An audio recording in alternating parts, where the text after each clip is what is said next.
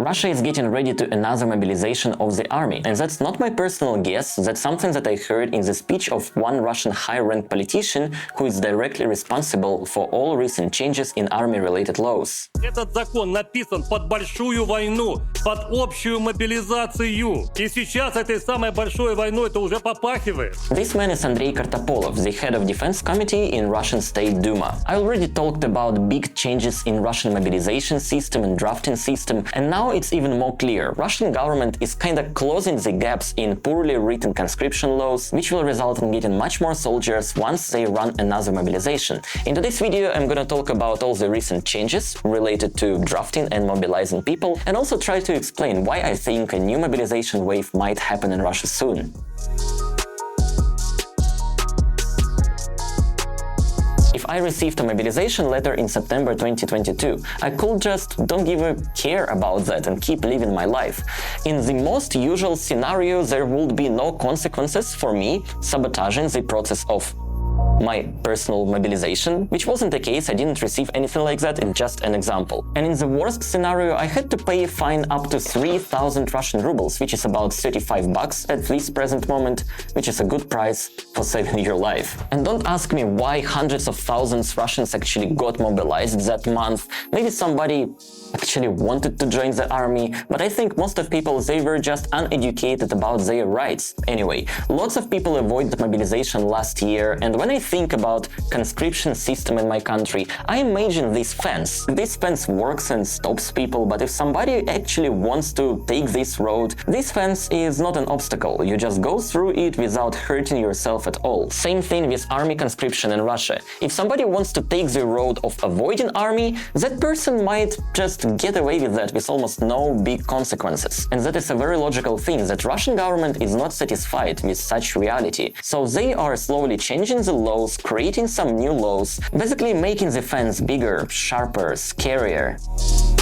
In April 2023, we were introduced some major changes into Russian conscription system. Basically, it looks like a brand new system for mobilizing and drafting people. And last week, we got another set of updates related to army conscription. So say hi to Dima. I'll use him to illustrate all recent changes. And that's just a metaphorical Dima, no real-life connections. Dima is young enough and healthy enough for joining Russian army, and he is also educated enough to know that avoiding Russian army is not that difficult. A few years ago, army tried to reach him out literally by home delivering a draft letter, but Dima was not home. And if Dima wasn't home, draft letter does not work until the moment Dima personally receives and signs that. Time flies, and in September 2022, army took another move and sent a mobilization letter that Dima chose to ignore. He knew that in the most common scenario, nothing would happen to him. And he always can leave the country, you know? And in the worst scenario, he will just pay a fine up to 3,000 rubles, which is again like 35 bucks. Time flies, and Dima has his life going as usual. And someday in April 2023 he learns that the game has changed. Now army can mail a registered letter with drafting notice, and Dima is set on a timer. 7 days after the letter is received, Dima no longer can leave the country, and he has to visit army department office, because otherwise he will not be able to drive a car, he will not be able to get bank loans, he will not be able to do legal actions with his own properties, and some other minor stuff. So Dima is very concerned about that, but still there is a 7-day window for leaving the country, you know, in the worst scenario. Time flies, and then in July 2023 Dima learns that there is no more 7-day window. There is a new update to the draft law stating that conscripts and mobilized people will now be prohibited from traveling abroad from the moment of receiving the draft letter. Dima also discovered that according to the new updates, he might get fined big money for things that he's already doing. You received a draft letter and didn't come to the army office? Well, you get a fine up to 50,000 rubles, which is like 3 times minimal monthly salary in Russia. You didn't notify your army office about relocating within Russia, or didn't notify about change of job or about your marriage? Another fine up to 20,000 rubles. Oh, and literally this week we got a new form for mobilization letter. Like previously in September 2022, when people were mobilized, army departments, they used standard form for conscripts, but now they developed a new form specifically for mobilizing people. So now if Dima receives a mobilization letter, it most likely will be looking like this. Like terribly looking design, which is totally normal for like army documents. And it says that according to the decree of Russian president about mobilization mobilization, also according to the decision of the draft commission, this given person is ordered to arrive to this specific address at this specific time. And in case if a person will fail to appear within the specified time, this person will be liable in accordance with the legislation of the Russian Federation. And on the second page of this mobilization letter, there is a list of things that a person should bring to the military department. So first of all, he should bring a passport and military ID. By the way, I don't even have that military ID. We call it военный билет in Russia. I just don't have that. It's also recommended to take toiletries and food for one entire day, for like 24 hours of a day. And then this mobilization letter ends with words about if a man will fail to arrive to military department on specified time, then 20 days later he will face consequences for violating Russian federal law about like conscripting people. That's pretty messed up. There are many more other minor changes in Russian drafting system, but the moral of the story is that Dima will be royally fucked, sorry for the language, if he receives a mobilization letter right now. Basically, many more men will join the army once the mobilization will be announced, because they will be not able to cover the fine costs and also will be scared to have any bigger problem with Russian laws. The fence is getting rock solid as time flies. I have another hilarious story for you about the drafting ages. When I was living in Russia, the men should go to army in the age period between 18 to 27 years old. So when I turned 27, I was thinking like, congratulations, now there's no more danger from army. Personally for me, I'm not going to waste any single day with Russian army. And that is kind of not true right now, because in Russia they have a new regulation shifting the drafting ages. Basically last year the Minister of Defense Sergei Shoigu offered something like, we have drafting age system for people between 18 to 27, but maybe that is not the most efficient. So what about we shift it from 1827 to 2130 years old? This is specifically about conscription service, not about mobilization, only about conscripts. So Russian government had some discussions on this Shoigu's idea, and recently we got a wonderful update on that idea. Now we are not shifting the age from 1827 to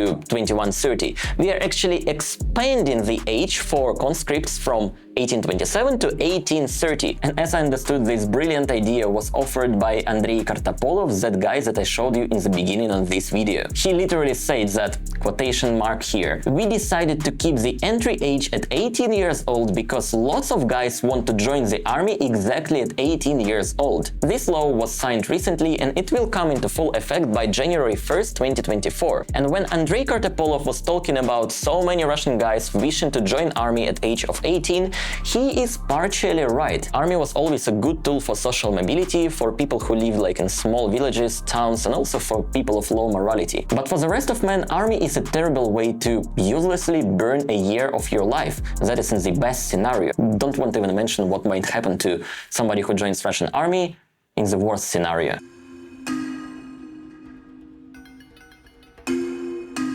Well guys, let's slow down and continue our conversation in more relaxed, unfiltered manner. I wanted to finish the video after like finishing the last line, sitting on my balcony, but then realized that I do have many more things to share. First of all, I want to deliver the idea that when it comes to major changes in Russia, everything is, from one side, quite clear, but the details are staying very vague.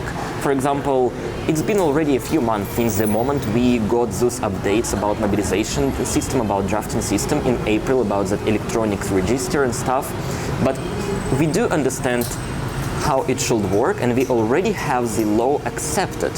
So technically the law is already should be working, but we do not know any details on who is developing the electronic registry, when it will be ready, and is there any possibility for it to work right at this moment, or it will be happening in the future. So the situation is like we have the law accepted, but in practical reality it does not work fully yet, and we have no idea will it be working like after 1 year, after 2 years, or tomorrow. That is the thing about major changes in Russia. The second thing that I want to deliver to you today is that at this given moment our government is able to push any kind of law within a really short period of time.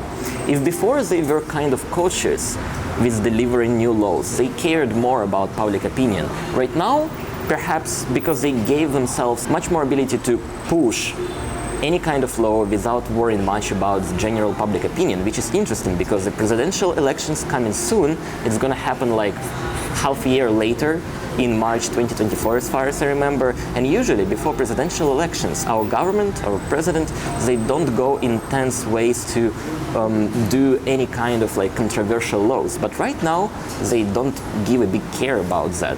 That, I think, represents the reality in Russia pretty much. And our government not only can push any kind of law, they can do that very fast. Just remember what happened in September 2022, when one day we were sitting not thinking about mobilization at all, and then next day, boom, we have Putin's speech about all recent changes, and basically life of millions of people, millions of men in Russia turned upside down.